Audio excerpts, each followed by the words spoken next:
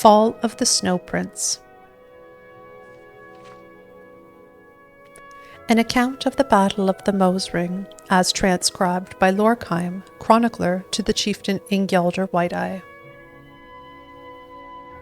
From whence he came we did not know, but into the battle he rode on a brilliant steed of pallid white.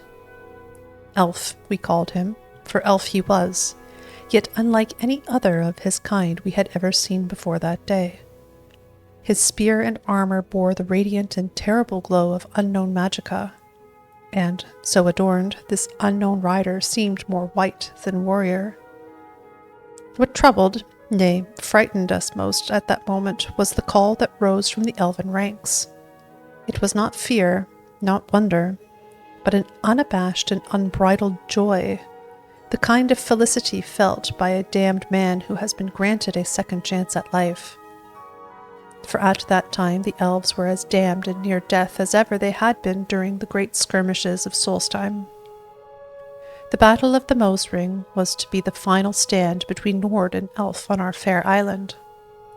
Led by Ysgramor, we had driven the elven scourge from Skyrim, and were intent on cleansing Solstheim of their kind as well. Our warriors, armed with the finest axes and swords Nord craftsmen could forge, cut great swaths through the enemy ranks. The slopes of the Mosring ran red with elf blood. Why then would our foe rejoice? Could one rider bring such hope to an army so hopeless? To most of our kind, the meaning of the call was clear, but the words were but a litany of elven chants and cries. There were some among us, however, the scholars and chroniclers, who knew well the words and shuddered at their significance. The Snow Prince is come. Doom is at hand. There was then a great calm that overcame the elves that still stood.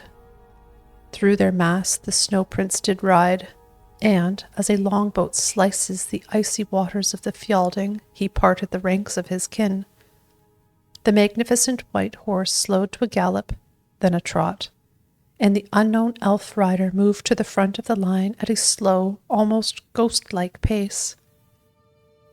A Nord warrior sees much in a life of bloodshed and battle, and is rarely surprised by anything armed combat may bring.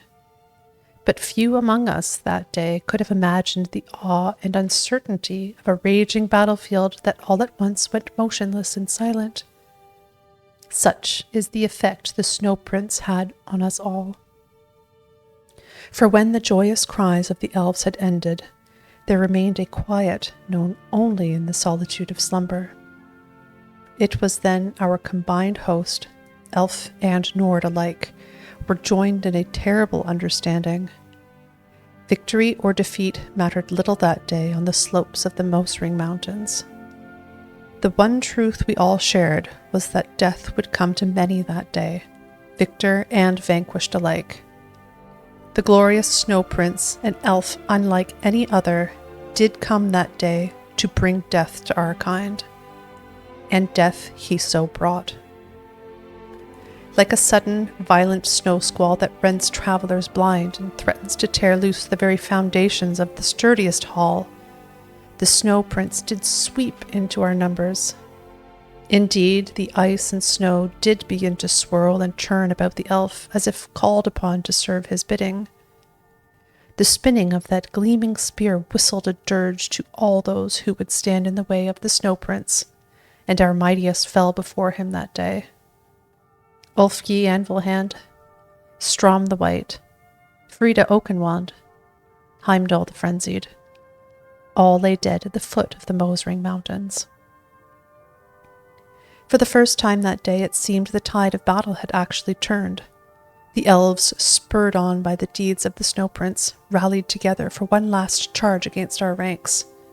It was then, in a single instant, that the Battle of the Mosring came to a sudden and unexpected end.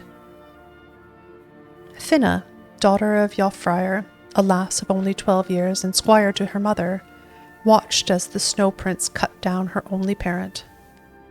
In her rage and sorrow, Finna picked up Jofreyr's sword and threw it savagely at her mother's killer. When the elf's gleaming spear stopped its deadly dance, the battlefield fell silent, and all eyes turned to the Snow Prince. No one that day was more surprised than the elf himself at the sight that greeted them all. For upon his great steed the Snow Prince still sat, the sword of Jofreyr buried deeply in his breast.